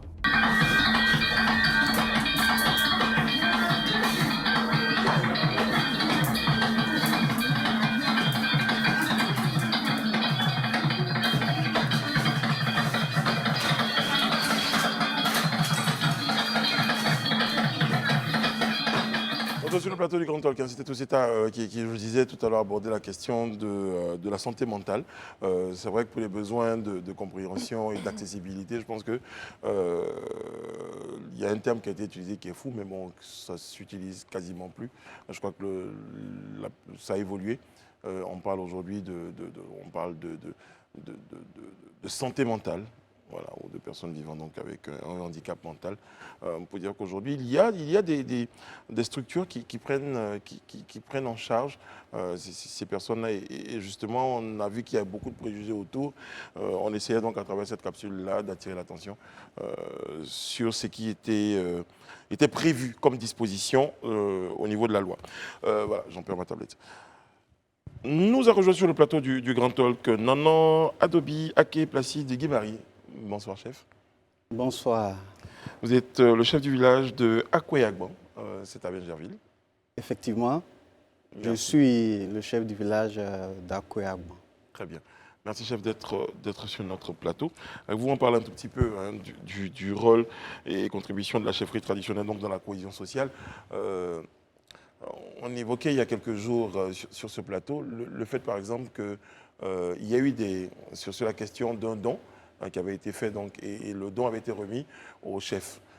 Et sur ce plateau, certains s'étaient posé la question, mais pourquoi c'est au chef? Quelqu'un nous avait dit également sur ce même plateau que les chefs aujourd'hui représentent des piliers importants donc, au niveau de la cohésion sociale. Donc vous allez nous expliquer un tout petit peu. Quand vous êtes chef d'un village, quelles sont vos missions, quelles sont vos attributions? Là, par exemple, au niveau de Akwe-Agban. Déjà, à l'entame de mes propos, je voudrais vous remercier.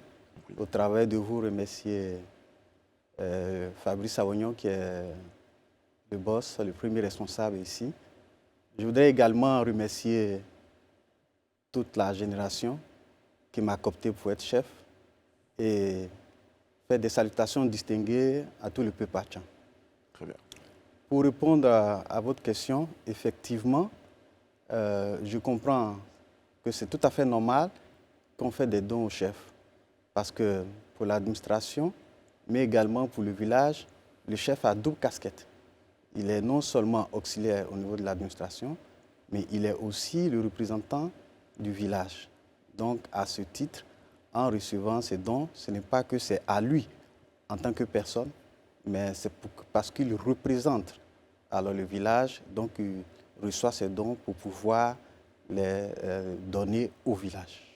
Il y a une forme d'organisation hein, particulière donc, au niveau du peuple hachang. Donc là, vous êtes chef du village Akwe-Agban. Comme vous, il y a d'autres chefs. Comment fonctionne cette organisation? D'accord. Déjà, je voudrais dire qu'au niveau du peuple hachang, il n'y a pas une organisation centrale. Il n'y a pas d'organisation centrale où on a un chef pour tout le peuple hachang.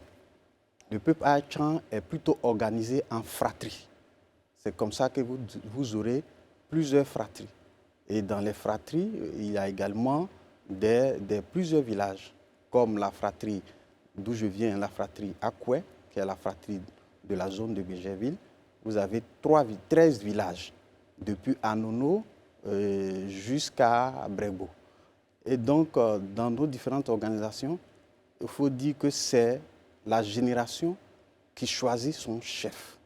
Et par la suite, ce choix-là est entériné au niveau du doyen d'âge, par une intronisation, par une prière. Et bien sûr, l'administration vient juste pour voir l'effectivité du pouvoir. Et en faisant donc une consultation populaire, on donne au chef qui a l'effectivité du pouvoir un arrêté préfectoral. Quand vous dites ça comme ça, chef, ça paraît très simple et très fluide, mais je ne sais pas si c'est parce qu'on est en Côte d'Ivoire où chaque fois qu'il y a une élection, même une élection des chefs de classe, ça fait peur. le modèle de désignation me semble assez fluide, mais on s'est rendu compte que malheureusement, souvent, il y a quelques quoi qu'on constate. Qu'est-ce qui justifie ça? Déjà, quand on comprend comment le peuple Hatchan est organisé, effectivement, c'est une démocratie qui se fait de génération en génération. Alors, une fois que le chef est désigné, normalement, il ne doit pas avoir de problème. Seulement qu'il s'avère que dans la désignation, on a des problèmes simplement parce que, comme nous sommes une démocratie de grands électeurs, il s'avère qu'au moment où on doit dire le nom du chef, certaines personnes, alors que déjà il y a eu des rapports de force en interne, ils vont préférer dire le nom qu'ils veulent, alors que déjà il y a eu une désignation. Et les derniers développements au niveau d'un village que je ne vais pas citer sont clairs. Alors, à ça s'ajoute aussi le fait que les crises sont causées par les anciens chefs qui, soit ils refusent de partir, soit, quand ils s'en vont, ils veulent que ce soit un poulain qui soit désigné. Voici l'objet de la crise. Très bien. Daouda. Moi, vous avez parlé de la forme de désignation, mais les litiges au niveau de la chefferie, mais pourquoi est-ce que souvent ces litiges vont aux citoyens lambda qui souvent achètent des terres là-bas, finalement, qui n'a rien à, qui n'est pas à Tchan, qui n'est pas à Koué, qui n'est rien de cela, il a payé sa terre normalement, mais il se trouve confronté dans votre conflit, dans votre litige de chefferie, où il se trouve embourbé dans un litige foncier dans le village. En fait, j'aimerais bien comprendre pourquoi. Parce qu'il y a des gens qui attendent encore leur terre jusqu'à aujourd'hui. D'accord. Alors, là, il faut expliquer déjà le type de propriété en pays à Tchan. Il y a deux types de propriétaires. Il y a la famille, qu'on appelle communément Amando. Ça, c'est de l'ordre du privé. Et ensuite, il y a la communauté. Pour ce qui concerne les familles, comme c'est du privé, la chefferie, les notables n'interviennent pas forcément. Donc, il peut y avoir conflit au sein même d'une même famille. Parce qu'aujourd'hui, les opérateurs qu'on envoie pour l'outil, différentes personnes peuvent les désigner. Il peut y avoir donc un conflit entre deux familles différentes. Maintenant, pour ce qui est de la communauté, il peut y avoir donc un conflit entre deux villages différents qui sont à Tchan. Là encore, c'est moindre. Mais ce qu'on regarde qui est le plus difficile, c'est quand il y a conflit entre un village à Tchan avec un autre village des halogènes, nos frères, qui à un moment donné ont été gracieusement accueillis, à qui on a donné des terres. Maintenant, des individus, quand vous partez comme ça, vous dites que vous avez acheté des terres, il faut aussi voir comment est-ce que vous avez payé ces terres. Ah oui. C'est tout étonnant. Aujourd'hui, en tant que chef, je vous assure que nous avons des entreprises qui dépensent plusieurs millions. Je ne parle même pas de personnes, hein, des entreprises qui dépensent plusieurs millions au niveau de l'achat de terres qui n'impliquent pas la chefferie. Mais ils le font. Je finis, s'il vous plaît. Ils le font véritablement en privé, sans que la chefferie, sans que les chefs ne soient impliqués. C'est qu'il n'y a pas de caution de la part de Il n'y a pas de caution. Et seulement, c'est quand il y a il y a un souci, qu'en ce moment, on va avec la chefferie, avec les documents. Bon, tout à l'heure, je parlais des anciens chefs. Il faut le dire clairement. Moi, avant que je ne vienne ici, les différents chefs, les différentes fratries que j'ai constatées, puisque je suis par ailleurs le président de la conférence des chefs Akwe. Donc, j'ai sur ma juridiction 13 villages à Tchan. Et je suis également en contact avec ceux de Songon, de Bidjan et autres. Voilà. Jusqu'à aujourd'hui, il y a encore des antidatés qui sont signés par ces anciens chefs. Vous comprenez? Ils se retrouvent, ils font des actes, ils font des attestations, ils font des sessions, ils signent. Très bien. Donc, chef, voici tout ça qui prouve des histoires. Très bien. Alors justement, cette situation elle ne date pas d'aujourd'hui. En tout cas, beaucoup de personnes depuis de nombreuses années font face à cette marmaille qu'on pourra désigner ainsi. Bon, pour revenir à des choses plus sérieuses, qu'est-ce qui est fait pour que ça n'arrive plus? qu'on soit plus confronté à cela. Est-ce qu'il y a une forme de grand conseil qui désigne, par exemple, c'est l'idée qui me traverse l'esprit, qui dit désormais, lorsque vous devez acheter une terre, par exemple, il faut qu'impérativement, le chef actuel soit celui qui valide un achat. Je ne sais pas. Qu'est-ce qui a été mis en place pour éviter qu'on soit régulièrement confronté à ce genre de situation? Si tu permets, en fait, ce que je voudrais ajouter à la question, c'est que généralement, dans les chefferies, lorsqu'il y a un achat de terre avec une génération, la nouvelle génération qui vient ne reconnaît pas l'acte de l'ancienne génération.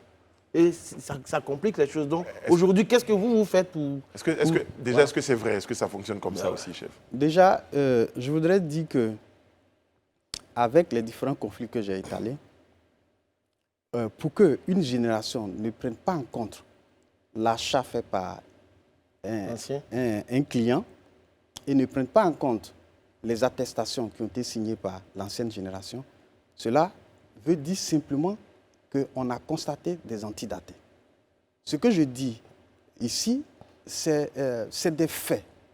Et quand la génération constate ça, qu'il a des antidatés, en ce moment, elle prend la décision de ne pas prendre en compte ses achats. Parce qu'elle estime qu'à ce moment-là, il ne devait pas être payé. Bon, on a traversé une période de transition. Moi, je pense que même des États ou même également l'administration, à un moment donné, lorsque il est question de transition, on gère que le day-to-day. Vous comprenez? On ne prend pas des engagements qui vont engager la vie de la chefferie, ni de la nation. Alors, donc, en pleine transition, les gens ont acheté des terres à coût de plusieurs millions. Alors, souvent, c'est sur celle privée, avec des opérateurs, voyez-vous, qui vont faire des contrats jusqu'à 50%, 60%, parce qu'ils ont un lotissement. C'est une forme d'expropriation qui ne dit pas son nom. Donc, quand la jeune génération vient et qu'elle découvre tous ces contrats véreux, c'est tout à fait normal qu'on remette ça en cause. Ce n'est pas pour être belliqueux, mais c'est juste pour dire que c'est des choses qui ont été faites vraiment dans le sens d'exproprier nos parents. Alors, comment vous organisez, comment vous résolvez ce problème-là, chef, vous, à votre niveau? Voilà. Donc, il y a d'abord qu'il faut impliquer la chefferie dans tout ce qu'il fait. Il y a toute une organisation dans tous les villages à Tchan.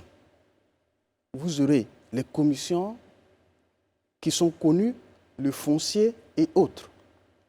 Avant que vous n'achetez une terre, même je pense qu'au niveau du ministère même de la construction de l'urbanisme, aujourd'hui, on donne des éléments comme l'attestation villageoise, la lettre d'attribution, qui sont le minimum, c'est comme la pièce d'identité de la terre. Donc, vous devez déjà, avant de pouvoir vous engager, au moins vous en procurer en termes de photocopie, même si ce n'est pas l'original. Ensuite, vous qui achetez, il faut vous demander la terre que vous voulez prendre, que vous voulez acheter, ça appartient à qui? C'est sur le territoire de qui? Vous comprenez? Une fois que vous identifiez, même si vous estimez, entre parenthèses, que peut-être au niveau de la chefferie, les gens ne sont pas sérieux, mais il y a le sous-préfet qui est là. Vous pouvez demander au sous-préfet, vous qui venez, ou bien au préfet, ils sont là, ce sont nos premiers responsables. Dans ce village, cette terre-là, j'en ai entendu parler, elle est lotie, ça appartient à qui? Même aujourd'hui au ministère, on peut vérifier l'ensemble des terres qui ont été loties, qui ont été approuvées. Donc c'est tout cet ensemble de précautions que les citoyens doivent pouvoir prendre. Des individus, mais aussi des entreprises. C'est tout ça que nous mettons en place, en référence avec le village pour que cela ne puisse pas créer des histoires ou des problèmes particuliers. Alors, autre sujet sur lequel on indexe très souvent les chefferies ou la chefferie, c'est la question politique. Vous êtes démarché par des hommes politiques, vous prenez parti pour un tel ou pour un autre. Comment est-ce que vous arrivez à avoir la bonne attitude dans la mesure où, en tant que chef, vous êtes dans l'obligation de maintenir la cohésion sociale? Or, nous sommes dans une société très fracturée par les questions politiques depuis une trentaine d'années. Comment vous arrivez à maintenir le juste équilibre? Je voudrais vous remercier. Je voudrais dire que j'étais très impressionné de vous trouver sur le plateau. Merci. Alors, pour parler des hommes politiques, déjà, il faut comprendre que je voudrais déjà remercier le président de la République, son Excellence, le président Alassane Ouattara, qui était le président qui a mis en place un statut pour les chefs et rois de Côte d'Ivoire. Depuis 2014, je pense que c'est la loi 2014-428 du 14 juillet de la même année. Et cette loi dit à son article 6 que le chef, il est apolitique. Le chef, il est apolitique. Et que même, il doit être, restreint dans ses manières de parler. Il doit avoir de la réserve. Il ne doit même pas afficher. Oui, il a une obligation de réserve. Et il ne doit même pas afficher ses penchants politiques.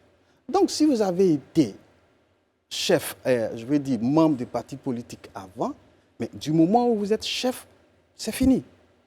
Les hommes politiques, il faut aussi accepter que nous ayons des relations avec eux. De toutes les façons, nous sommes ouverts. Nous ne pouvons pas dire que nous avons tel penchant pour l'autre et celui-là, nous ne le voulons pas. Dans la génération, nous avons toutes les tendances. Dans le village, nous avons toutes les tendances. Donc, nous sommes ouverts à tous les partis politiques. Et chez moi, on reçoit tout le monde. Tout le monde fait ses meetings. Est-ce à dire que pour les prochaines élections locales, à Bingerville, par exemple, vous n'allez avoir aucune consigne de vote à donner. Vous allez recevoir peut-être des politiques, mais comme ailleurs, contrairement à ailleurs, vous ne prendrez pas parti officiellement, publiquement, pour tel ou tel acteur politique. Justement, on constate qu'effectivement, ailleurs, il y a cette mouvance-là de certains de nos pairs qui, effectivement, prennent des engagements. Mais là, je veux dire que je ne sais pas la raison pour laquelle ils le font. Et je ne peux pas en dire ici. Vous concernant, c'est mais pas... tout ce qui est de la loi, je veux m'appliquer parce qu'on a un statut aujourd'hui. On a un statut de chef. Alors, je veux vraiment rester dans ce statut qui dit que le chef est apolitique. Très bien. Voilà. Apolitique, certes, mais quand même, vous avez une responsabilité communautaire, vous êtes chef de communauté. Comment est-ce que vous défendez les intérêts de votre communauté envers ces politiques? Comment est-ce que vous utilisez vos relations avec ces politiques pour défendre certains intérêts qui sont le bien-être de la population, j'ai envie de dire, par exemple, la réduction l'accès à des services, la réduction du chômage dans certaines zones. Comment est-ce que vous le faites? Pour le faire, comme vous le dites déjà, il faut dire que le fait d'être ouvert, le fait d'accepter tout le monde, tous les partis politiques, ça nous donne effectivement accès au cadre. Et en tant que tel, nous les appelons pour pouvoir nous aider.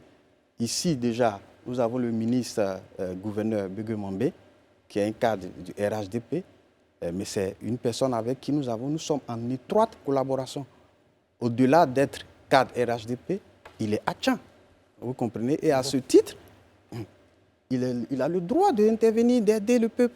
Nous ne voyons pas forcément son statut d'homme politique, mais nous voyons d'abord son statut de Atchan. En fait, pour préciser par cette question, ce que j'essaie vraiment de savoir, c'est est-ce que vous avez vraiment un poids dans la négociation avec les hommes politiques, les pouvoirs publics? Bien sûr. Est-ce que votre poids est reconnu? Bien sûr. Très bien. Nana Adobi Placide Guimari, vous êtes le chef du village de Akwegban, que je vais avoir plaisir à visiter parce que j'en ai entendu parler. Vous êtes en bordure de mer? Non, en bordure de lagune. De lagune, pardon. Oui, en bordure de lagune. Ça prouve qu'il faut vraiment que j'y aille. Alors, qu'est-ce qui est prévu en termes d'infrastructure? Je sais qu'il y a une inauguration d'un palais. Il y a beaucoup de choses qui sont prévues. Pour nous en parler un tout petit peu, s'il vous plaît? Justement. Alors, c'est vraiment une occasion que vous nous donnez de parler de mon village. Je pense que depuis quelques années, au niveau de toute la zone, nous sommes déclarés zone urbaine. Donc, ce n'est vraiment pas une zone rurale. Et à ce titre-là, nous devons anticiper. Parce que les problèmes de la ville, effectivement, viennent au niveau du village. Donc, nous devons anticiper sur le chômage. Nous devons anticiper également pour l'organisation des femmes. Nous les avons organisées en coopérative. Elles ont demandé à être motorisées. Elles ont donc leurs camions, les camionnettes, pour pouvoir faire la ticket, transporter également. La jeunesse, nous sommes en bordure de l'eau. Donc, nous avons initié la pisciculture avec 15 000 type de poissons, ce n'est pas des poissons, comme vous aimez bien nous dire, des poissons chinois, là. Non, c'est des poissons qui sont élevés dans la lagune, dans les temps. Et donc, nous avons 15 000. Nous sommes en train de former petit à petit les jeunes à ce qu'ils savent, ils aient vraiment cette technique-là. Et puis, bien sûr, par là, il va y avoir toute une chaîne qui va te mettre en place pour pouvoir vendre ces poissons. Donc, voilà, en termes d'infrastructure, il s'agit de l'adduction d'eau, il s'agit de tendre également l'électricité, je vais dire tout ce qui est électrique au niveau de nos villages, et puis de nous organiser. Parce qu'aujourd'hui, la vente de terre, on a vraiment interdit. On essaye maintenant de l'impliquer, je vais dire, au niveau même des familles, parce que là, c'est privé. Mais pour ce qui concerne les communautés, et je pense que ça fait son bon nombre de chemins, de plus en plus, au niveau de tous les villages, c'est vraiment l'interdiction de vente des terres. Voilà. Nous sommes plutôt pour la mise en valeur de ces terres, pour un partenariat, afin de transmettre aux générations à venir ce patrimoine. Donc, voici ces choses que nous mettons en place afin de développer nos villages. Et le palais sera inauguré? Le palais, il est déjà fini. L'inauguration du palais, c'est pour bientôt. Nous devons faire cela, mais pour des raisons de timing, pour des raisons de calendrier des autorités, bien sûr, qui doivent être là, on a décidé de reporter. Bien sûr, ce sont eux-mêmes qui nous l'ont demandé pour qu'ils puissent être là. En tout cas, nous, on sera très ravis d'y être. J'ai promis de passer, de rendre visite au chef dans le nouveau palais, certainement. Mais à côté de ça, c'est toute la population qui est invitée. En temps voulu, hein, vous nous ferez part donc, du programme et on sera là pour vous accompagner. Alors, chef, un petit message à l'endroit de tous vos, on dit quoi, tous vos administrés? Les sujets, oui. Je voudrais dire ici, lancer un message de paix dans tous les villages. La génération Tchagba au pouvoir est une génération forte. Depuis toujours, nos parents nous ont dit que c'est cette génération qui au mieux construit et dirige. Il n'y a pas donc de division au sein de la génération. Cette génération, comme toute autre, est mue par des entités de solidarité, de soutien. Et nous sommes passés par le fatoué. C'est seulement après le fatoué qu'on est disposé à parler, à prendre le pouvoir. Le peuple Achan est aussi un peuple initiatique. On ne vous donnera jamais la parole si vous n'êtes pas passé par la génération. À aucun moment. Donc, il n'y a pas de problème au niveau de nos générations dans tous les villages Achan. Ce qu'il y a, c'est que nous avons en face de nous des anciens, des chefs qui refusent de partir. Ou quand ils vont, il faut forcément qu'ils mettent leur poulet. Donc je lance un appel. Et aujourd'hui, ils continuent de signer des antidatés. Ils ne font pas de passation. Alors qu'ils ont reçu, c'est eux également, cet arrêté préfectoral qui a nommé quelqu'un d'autre.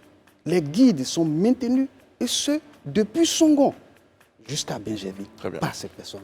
Donc c'est cet appel que je vais lancer également et dire aussi à tous nos frères qui sont avec nous, qui sont venus nous accueillir, que nous avons accueillis, je vais dire qu'ils restent toujours nos frères. Il faut qu'on trouve des solutions négociées dans les conflits fonciers. Merci Nana Adobi Ake Placide Guimari. Je rappelle, vous êtes chef du village de Akoué-Agban. À vous, on dit merci à toute la notabilité qui vous accompagne, qu'on ne voit pas à l'écran. Merci à vous d'être sur le plateau. On vous donne rendez-vous demain sur ce même plateau pour un autre numéro du Grand Talk. Que Dieu veille sur vous, que Dieu veille sur la Côte d'Ivoire. À demain.